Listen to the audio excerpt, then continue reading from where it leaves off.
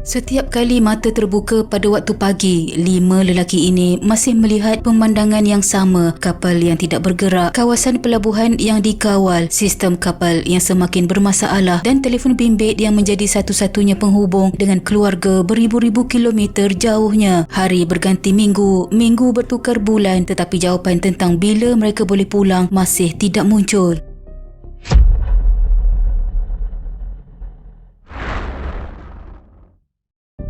Kapal yang menjadi tempat mereka terperangkap ialah MV Berkat Tuah, sebuah kapal sokongan operasi luar pesisir yang dibina pada tahun 2013, berdaftar di bawah bendera Malaysia dan menggunakan nombor pengenalan IMO 9706164. Kapal itu mempunyai panjang kira-kira 78 meter, lebar sekitar 20 meter dan berat kasar lebih kurang 3,578 tan. Di atas kertas, MV Berkat Tuah dibina untuk menyokong operasi minyak, gas dan kerja luar pesisir, tetapi sejak penghujung tahun 2025, kapal itu bukan lagi sekadar tempat kerja. Ia menjadi tempat 5 kru menunggu tanpa kepastian selepas satu tugasan komersial di Timur Tengah bertukar menjadi pertikaian undang-undang, krisis kewangan dan kes pelaut ditinggalkan yang akhirnya direkodkan oleh Pertubuhan Buruh Antarabangsa serta Pertubuhan Maritim Antarabangsa. Pada asalnya, MV Berkat Tuah membawa 13 kru yang terdiri daripada 11 rakyat Malaysia dan 2 warga Indonesia. Mereka pergi ke Timur Tengah sekitar Jun 2025 untuk menjalankan satu tugasan komersial. Kontrak yang diterangkan kepada kru dikatakan hanya sekitar 2 bulan dan mungkin dilanjutkan selama sebulan sekiranya diperlukan. Berdasarkan tempoh itu, mereka sepatutnya sudah dapat pulang selepas beberapa bulan menjalankan kerja. Namun rancangan tersebut tidak berlaku seperti yang dijanjikan. Tugasan yang kelihatan seperti pekerjaan biasa di luar negara berubah apabila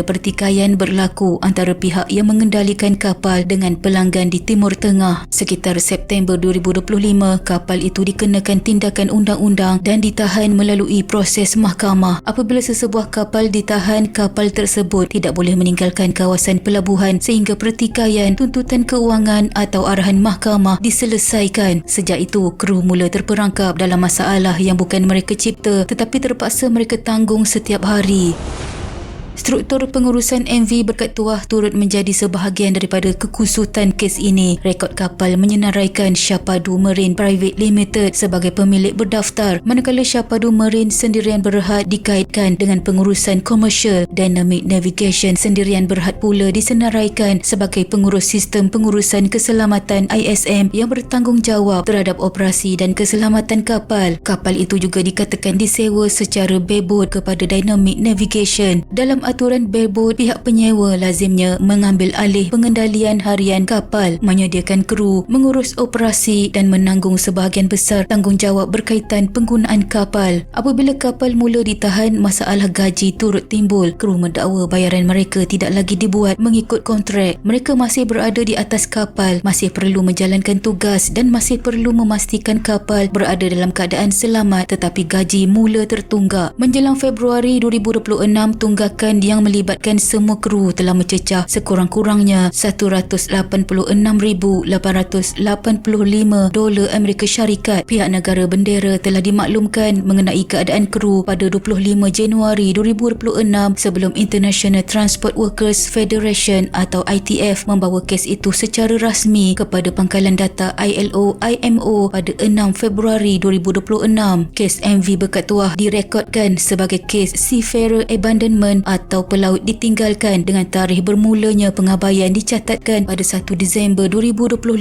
Sesebuah kes boleh diklasifikasikan sebagai pengabaian pelaut apabila pihak pemilik atau pengendali gagal membayar kos penghantaran pulang, gagal menyediakan makanan serta keperluan asas, gagal membayar gaji sekurang-kurangnya selama 2 bulan atau berhenti melaksanakan tanggungjawab terhadap kru.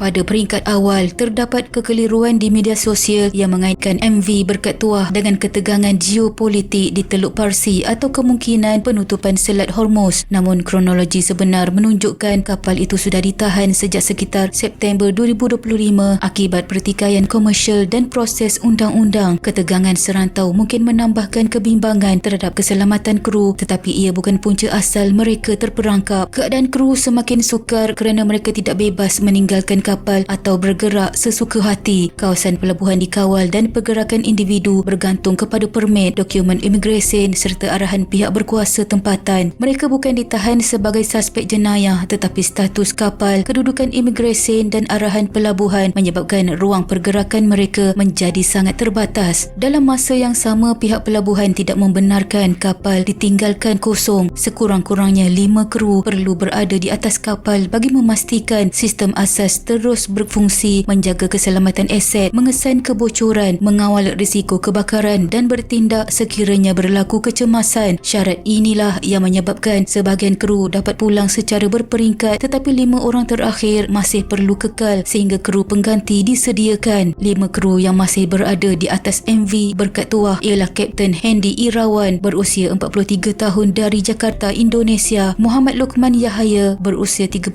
tahun dari Felda Kerteh, Terengganu, Mark Martin berusia 39 tahun dari Sarawak, Muhammad Syahrizan Rahman berusia 33 tahun dari Sabah dan Muhammad Fariduddin Muhammad Jainuddin berusia 26 tahun dari Tawau, Sabah. Hari-hari di atas kapal menjadi semakin mencabar apabila beberapa kemudahan mula rosak. Sistem chiller dan freezer tidak lagi berfungsi dengan baik menyebabkan makanan tidak dapat disimpan seperti biasa. Bekalan makanan kemudian disediakan dalam bentuk makanan bungkus melalui bantuan pihak insurans. Walaupun mereka masih menerima makanan, keadaan itu jauh daripada kehidupan normal atau selesa. Mereka tidak mempunyai kebebasan untuk keluar membeli keperluan sendiri, tidak boleh menentukan bila mahu meninggalkan kapal dan tidak mempunyai tarikh pasti untuk pulang. Sambungan internet yang menjadi satu-satunya cara untuk melihat wajah keluarga melalui panggilan video juga terpaksa dibayar sendiri oleh kru.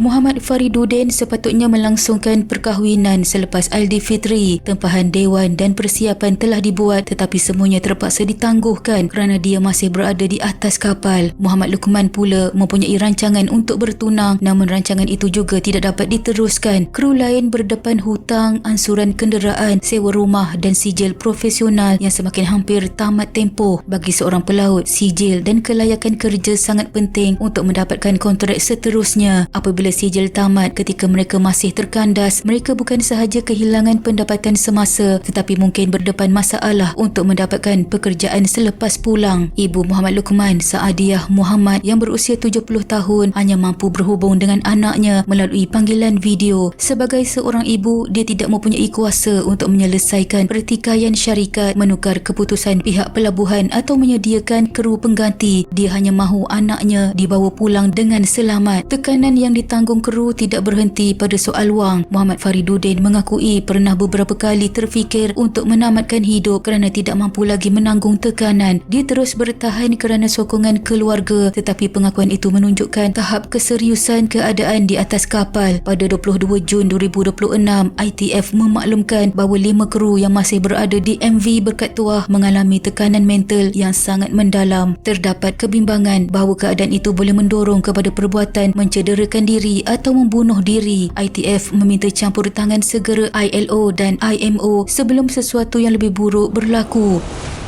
Daripada 13 kru asal, 8 akhirnya dapat dibawa pulang secara berperingkat. Sebahagian daripada mereka pulang lebih awal, manakala 5 lagi dilaporkan dihantar pulang pada 10 April 2026 melalui usaha kerajaan dan pihak berkaitan. Pada 15 April 2026, Perdana Menteri Datuk Seri Anwar Ibrahim bertemu Muhammad Kamal Idhamuddin Kamal Arifin, salah seorang kru yang berjaya pulang. Kerajaan kemudian memaklumkan bahawa usaha membawa pulang baki kru sedang dipergiatkan melalui Wisma Putra, Kedutaan Malaysia di Emiriah Arab Bersatu, Jabatan Laut dan agensi berkaitan. Campur tangan kerajaan membantu urusan diplomatik, imigresen, dokumen perjalanan dan perbincangan dengan pihak pelabuhan, tetapi kerajaan Malaysia tidak boleh mengarahkan sesebuah kapal yang berada di bawah bidang kuasa mahkamah serta pelabuhan UAE untuk dilepaskan sesuka hati. Kapal itu masih tertakluk kepada undang-undang tempatan, arahan Harbour Master dan tuntutan pihak berkepentingan. Satu pelan penyelesaian kemudian disediakan pada 21 April 2026. Dalam pelan itu, sekurang-kurangnya 50% tunggakan gaji dijanjikan akan dibayar sebelum 1 Jun, manakala baki bayaran sepatutnya diselesaikan sebelum 17 Jun. Kru juga dijanjikan akan dihantar pulang selepas kru pengganti disediakan. Proses itu dikatakan akan dipantau bersama pihak insurans dan Kesatuan Kebangsaan Pelaut Malaysia. Namun tarikh 1 Jun berlalu tanpa bayaran seperti yang dijanjikan. Tarikh 17 Jun juga berlalu tanpa penyelesaian penuh dan 5 kru terakhir masih berada di kapal. Bagi mereka, setiap tarikh baharu yang diberikan bukan lagi membawa harapan sepenuhnya kerana beberapa janji sebelum itu sudah gagal ditunaikan. Perlindungan insurans kapal kemudian memainkan peranan dalam membayar sebahagian gaji dan membawa pulang beberapa kru. Ship Owners Club disenaraikan sebagai penyedia jaminan keuangan bagi kapal tersebut untuk tempoh 20 Februari 2025 hingga 20 Februari 2026. Di bawah perlindungan Maritime Labour Convention, insurans PNI boleh menanggung kos tertentu seperti makanan, pengantaran pulang dan maksimum 4 bulan tunggakan gaji. Pada 16 Jun 2026, direkodkan bahawa pihak PNI telah membayar 4 bulan gaji dan membantu membawa pulang 8 kru. Namun, bayaran 4 bulan itu tidak semestinya menyelesaikan keseluruhan hutang kerana ada kru yang berada di kapal lebih lama dan jumlah tuntutan setiap individu mungkin berbeza. Sebab itu, kru yang sudah pulang masih menuntut baki gaji, manakala 5 yang tinggal turut menunggu penyelesaian pembayaran dan penghantaran pulang. Muhammad Kamal antara kru yang berjaya pulang masih menuntut kira-kira 4 bulan gaji tertunggak. Selepas kembali ke Malaysia, dia terpaksa mencari kerja semula di perairan tempatan untuk membayar hutang dan menyambung kehidupan. Keadaannya menunjukkan bahawa pulang ke tanah air tidak semestinya bermakna masalah sudah selesai. Kru yang kembali masih perlu menanggung kesan keuangan sepanjang tempoh gaji tidak dibayar, manakala kru yang berada di kapal pula belum tahu bila mereka akan mendapat peluang yang sama untuk pulang. 2 bentuk bantuan keuangan kemudian diumumkan untuk keluarga kru yang terjejas. Kumpulan Wang Pusat Perdagangan Laut bersetuju memberikan RM10,000 kepada setiap keluarga, manakala ITF meluluskan bantuan sebanyak $1,000 Amerika Syarikat untuk setiap keluarga. Bantuan itu bertujuan meringankan beban harian, tetapi ia bukan pengganti kepada gaji yang sepatutnya dibayar oleh pihak bertanggungjawab. Kru tetap berhak menuntut keseluruhan gaji kontrak mereka. Pada 21 Jun, Mark Martin memaklumkan bahawa bantuan RM10,000 masih dalam proses dan belum diterima sepenuhnya. Pada waktu itu, bantuan ITF juga sedang diuruskan untuk disalurkan kepada keluarga. Menjelang penghujung Jun 2026, satu mesyuarat kecemasan diadakan melibatkan Jabatan Laut Malaysia, Wakil Kesatuan, pihak syarikat dan pihak berkaitan. Kebajikan kru, tekanan mental serta keperluan membawa mereka pulang dibincangkan. Pihak syarikat dikatakan sedang berdepan masalah kewangan dan berusaha mendapatkan dana untuk menyediakan kru pengganti, membeli tiket penerbangan, mengurus visa serta permit, membayar keperluan operasi dan menyelesaikan tuntutan tertunggak. Dalam masa yang sama, terdapat usaha untuk melindungi nilai kapal daripada tindakan undang-undang tambahan yang boleh menyebabkan aset itu semakin sukar dijual atau dilepaskan. Namun, mesyuarat tersebut berakhir tanpa keputusan muktamad dan tanpa satu tarikh kepulangan yang benar-benar boleh dipercayai. Apa yang akan terjadi kepada 5 kru itu masih menjadi tanda tanya sehingga kini. Kita doakan agar mereka semua selamat kembali ke pangkuan keluarga masing-masing secepat yang mungkin. Sekian.